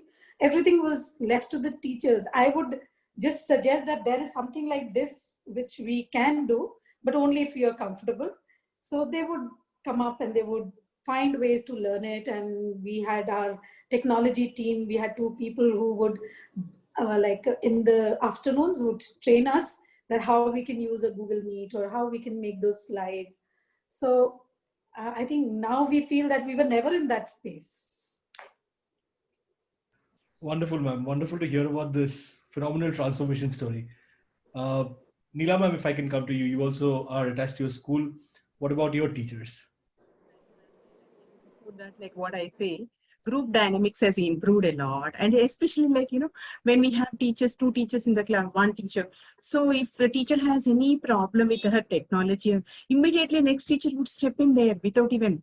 So this kind of dynamics is really amazing. So this should transform into physical classrooms later, whenever. See, you know, we need the principal need not decide the work for each teacher. It's happening. They are really supporting each other. And to conclude what I say, that as a teacher and as a parent, like we should become like resources to the children, and we should be support, and we should be mentors. Even parents also have that role. All these days, like, no, teacher, you are the mentor. And if you tell only my child listens, it's not like that now. Even a parent is a teacher at home now. So, and helping hand, and also that of a learner. Even the parent is also learning. So we see parents sitting next to the children and making them, helping them to read out and write the questions, and first time even they are experiencing. And many parents, like, who were asking for more and more help from schools, now they say that, you know, they're able to help their children at home because they're understanding the reality. Because many children go unnoticed till they go to class 7 and 8 with a lot of learning difficulties, disabilities and all that. So now parent is able to identify and approaching us. That is also one good sign we can say that. It's fantastic. When we started this whole Together for Education series of webinars, initial 1.5 months, the COVID-19 pandemic was all negative. People are talking about how it's a terrible thing to have happened to humanity, etc. Over the last 1.5 months, it's become an opportunity. where people have. For us also, it's an opportunity to be on this platform today. Absolutely. we are to Because of the pandemic. Aditri ma'am, if I can come to you next, what I'm going to do is I'm going to zoom out a little bit about from this pandemic view and talk about the more generic aspect of mental health. You are attached with a boarding school. What do you treat your senior students a little differently? A boarding school has students are right up to class 12. So your plus 2 students, their mental health, are they more adult-ish problems?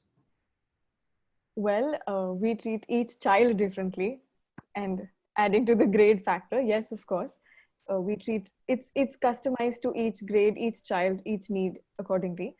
But if we look at only the senior students, then yes, of course, they're so close to being adults and going out into the world. So even if we go by the theoretical concepts in psychology, yet they are forming their identity. And when we spoke about autonomy for teachers and all of that, there's autonomy that these individuals are also searching for. They need to form that identity, and it's very important because this is an age group which is, I feel, so often misunderstood in terms of how they act out or known to be very rebellious, or just always, everyone's so cautious that they're just going to do something wrong. That's all that they're doing. But I feel it's quite the opposite. It's our children will respond based on how much trust or how we actually engage with them. If we build a foundation based on trust and actually treating them in a fashion that they can be responsible for their actions and consequences accordingly, they will act in that manner. In the beginning, Mr. Bharat had mentioned a case in his experience where he showed trust in that child had actually started acting better, and better in terms of the fact that being more obedient. Well, I have also experienced that quite personally myself, where I would get children sent to me who would it would be like a disciplinary action being sent to the counselor. Okay, there's something wrong, being the naughtiest in the grade, naughtiest like that. But those are the children, all I had to do was, how are you? I just had to ask them that. And then they've just sat there on that sofa and just broken down and cried and shared. Acting out is actually just a cry for help. We've got to be more aware and more observant of these facts. So when I deviated a little from your question, where you asked me specifically about the older ones. So if I look at specifically grade 12, then yes, it's a very big, like all of them talk about the different things they're trying to balance in life. Be it college applications that they're trying to figure out, be it the fact that they had imagined their last year in school a certain way and it turned out very, very differently. And there's still no certainty of how the remaining part of it will come out. So there's that. They don't have each other. More so in my context, I'll say, because the girls are used to just being with each other. Their friends are their biggest support system. School is the normal for them. So I feel they really miss out on that. And, they talk about how they don't have a simple hug that they don't get, or, they all of them, whenever I have my sessions with them, they all want to talk about how they want to just come back to school. So they are forming their identity, and we have got to be more understanding and accepting of this. Only then will we be able to actually understand our children. And this relates to a point, I'm forgetting who mentioned this, but when we said that this is for adults, it was mentioned. Yes, I think it was mentioned by Ahana, where she mentioned that it has to be a systemic approach. So similarly here as well, that we can deal with one stressor. We have two stressors, okay, fine, we can deal with it. But we've got to accept that there are many different things that we're dealing with. The pandemic is a very real thing. Mental drain is a very real thing. So when I bring this up in my session, and the older ones always say, yes, of course, can you please, just address that with us? Mental drain is very real. And they often tell me, can you tell our families that? Can you tell so-and-so that?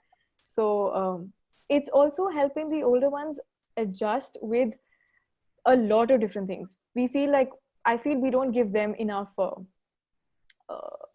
I feel we don't accept it enough that they are going through so many changes. They're finding their own sense of self in their larger context. There's a lot of pressure of social media added to it. because everything is on a social media platform. They're always on their phones, laptops, obviously because this is the new age. They're using it for classes also. So we need to educate them on how to use this more responsibly, and not how to like just base their sense of self or just attach emotions or self-esteem, self-worth based on like these external factors. Yes, they can play a role, but we've got to make them develop and equip themselves to deal with certain pressures that come with, whether it's access to certain substances, whether it is, I feel like social exclusion is a very big fear that children deal with. The older ones, they're more aware of it. The younger ones have that they're going through, but they don't really understand that that's exactly what's happening. But the older ones are very, very aware. So they will, that's something they don't want to deal with, don't want to go through social exclusion. Who does, even as adults?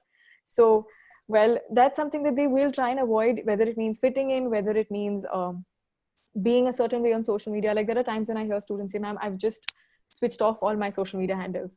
So, and then it's probably because it's gotten so overwhelming for that child. Or, so I guess these are some of the factors that we need to help them deal with. Also family, because they are, they're not used to interacting with their family so much, and how to go about it. Their families are not very accepting sometimes of, how fast their children are growing. So I always tell them that your parents are also growing with you. It's a process for both sides. It's not just one individual, just, who's, they're also being parents of 18-year-olds or 70-year-olds for the first time. So we've got to be accepting, yet we need to communicate. Communication is the key for any relationship to actually work, because that's how we can actually let the other person know when we are not okay, and accordingly that person can respond. I hope I've answered. I deviated a little here and there. Avana, if I can come to you with the same question, age bracket 16 to 18. Yeah. How different are they from, let's say, other young people that you deal with? I think I agree with the aspect of awareness.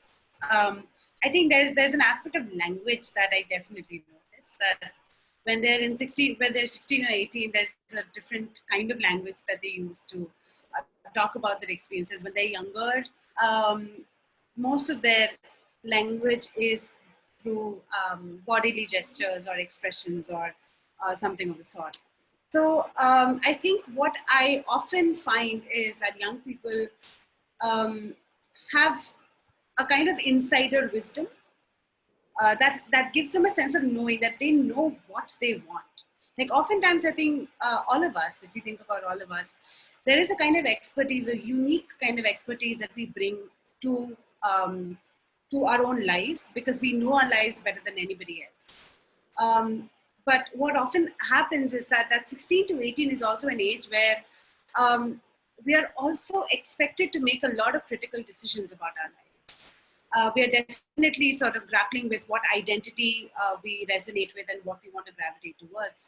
We also want to, I think, explore, and also there is a pressure that I need to figure everything out in these 2 years, because that's what's going to stay with me until the end of time, and that also leads to a lot of confusion.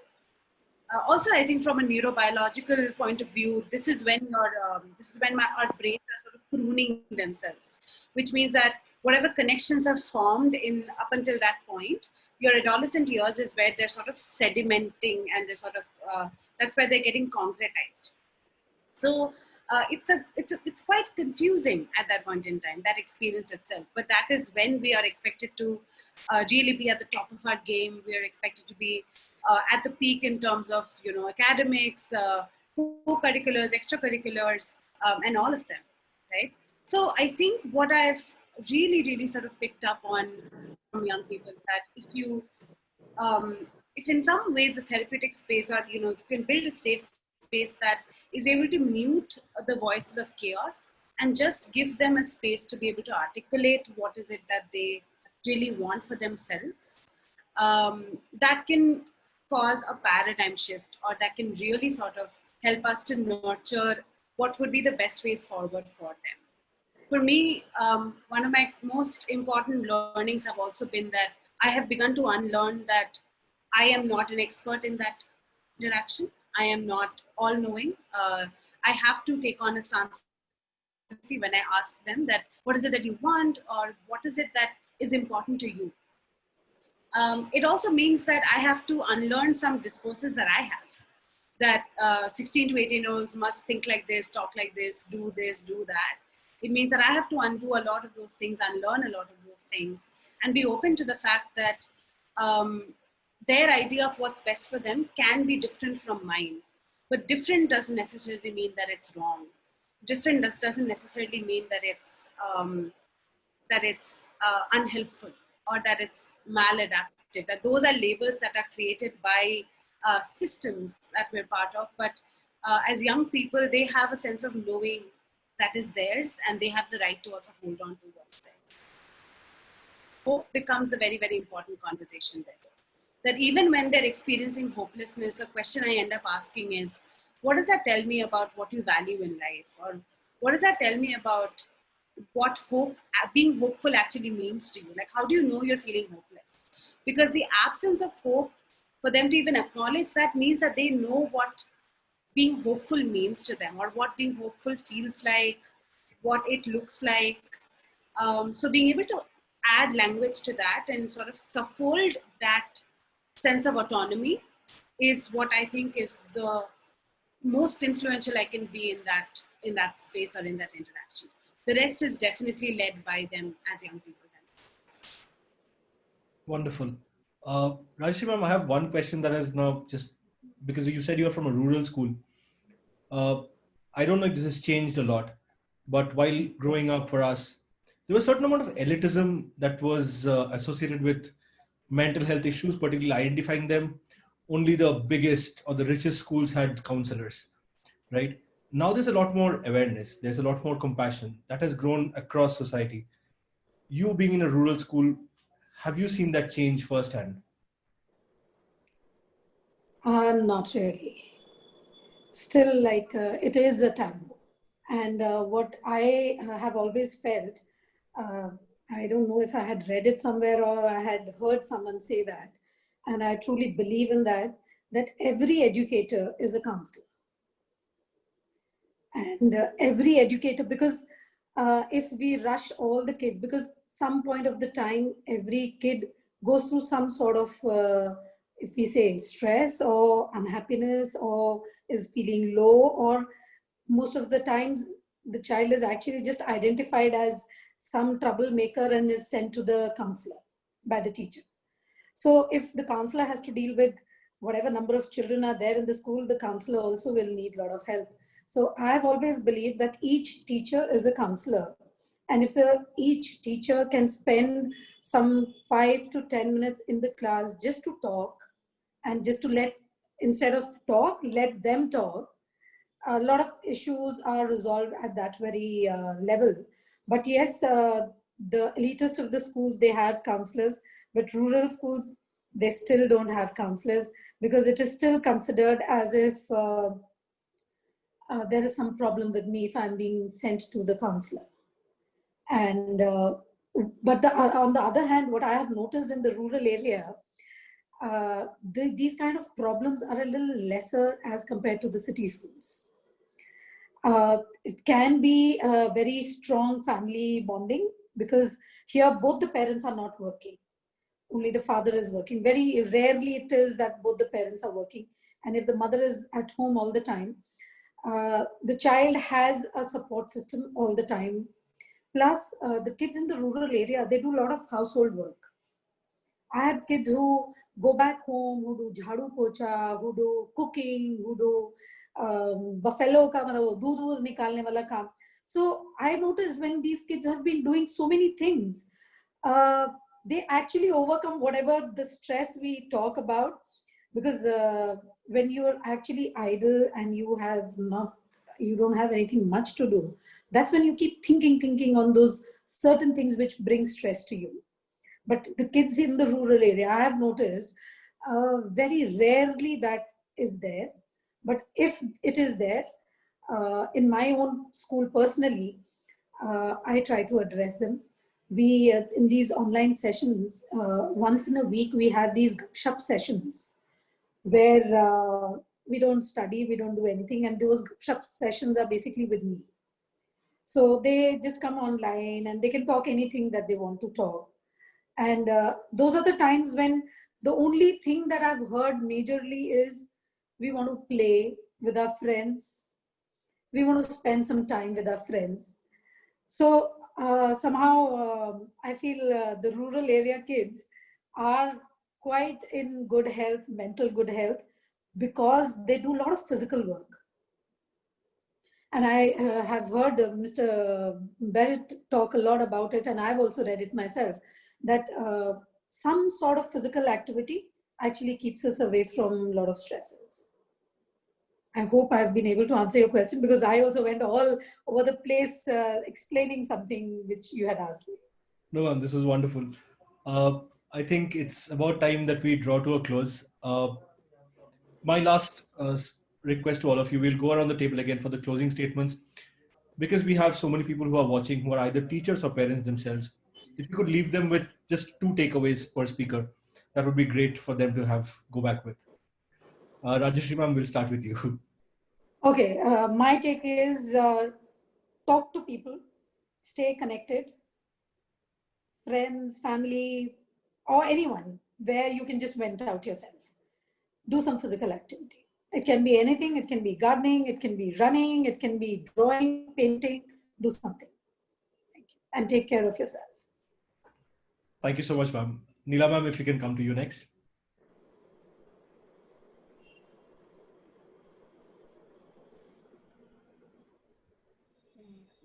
What I see, that increased engagement at home with the parents, and it leads to reduced stigma, even when it comes to like mental health and all, and it leads to improved performance. That is what these 3 things, like I feel that it should be done. Wonderful. And rather than talking so much, the 3 words will sum up everything. Yeah. Thank you, ma'am. Ohana, you next. I think the first would be, try to build a community for yourself. Try to identify people around you who are your support systems, and figure out how you would want to be there for them and how you would like them to be there for you. The second is ask, but don't assume. That stick to the meaning making of people who you're asking. Just asking can do wonders. So even when you're engaging and when you're in conversation with young people or even with your peers, try to keep that assumption bug aside and ask with curiosity. All right. Thank you for that. Aditri, if you can come to you next. Yes. Well, we don't give ourselves enough credit for how resilient we can be as human beings. So I feel we should do that and tap into that part of ourselves which can help us come out of a situation better. And also understand each child is different. That's my second. Each child is different from the next. So, and accept that child as they are. And accordingly, we'll be able to identify whether it is sports that child likes or whether it's just sitting quietly and journaling that can help that child. So once we've identified that, we can actually help understand Wonderful. it. Thank you, all of you. Thank you so much for being here today. I think every attendee has a wealth of takeaways after this session. Thank you. Thank you for your time. Well, ladies and gentlemen, that was the panel discussion. I will now invite Achin back for his vote of thanks. I'm quite sure he has a lot to thank for. Achin, over to you. So I think a really great session. And I just remember a quote by Winfried Gallagher, where he said, and this is really interesting about the color of emotion.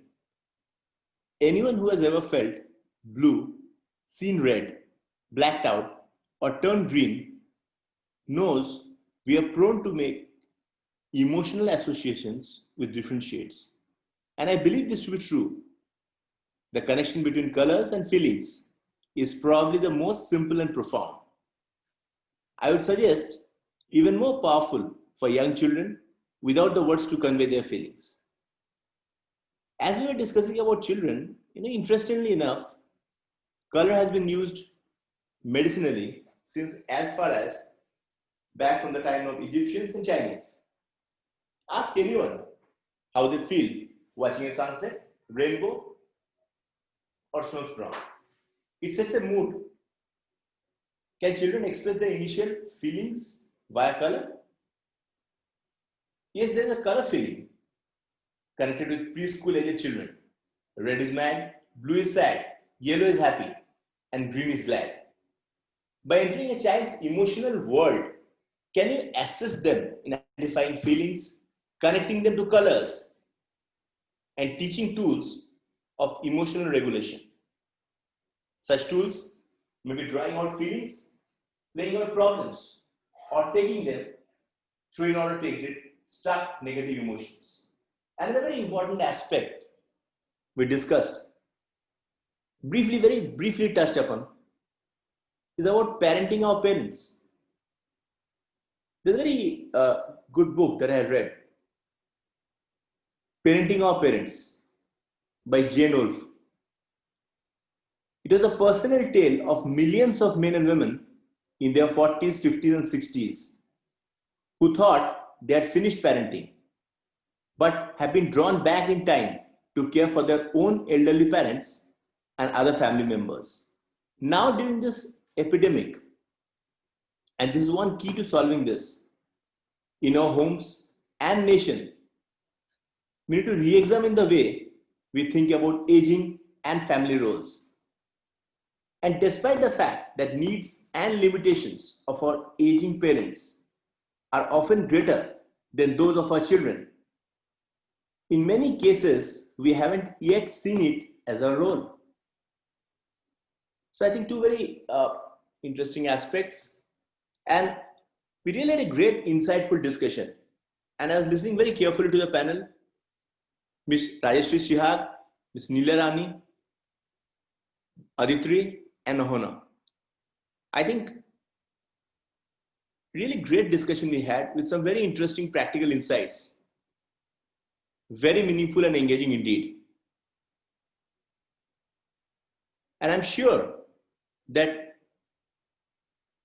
esteemed educators who are part of this audience and other stakeholders from the academic fraternity who are with us today evening go back with a lot of interesting takeaways on this. And today, I appeal to all of you that let's take a pledge to be a patient listener to anyone who seeks help and to reach out to talk to others when we feel so. It's really important to help and guide others to see light at the end of the tunnel. And in case they fail to do so, it's important to at times go and sit beside them in darkness and place our arm around their shoulders. With this, I thank all of you for being here with us today, and we look forward to your support as well always in the days to come. Thank you, take care, and goodbye.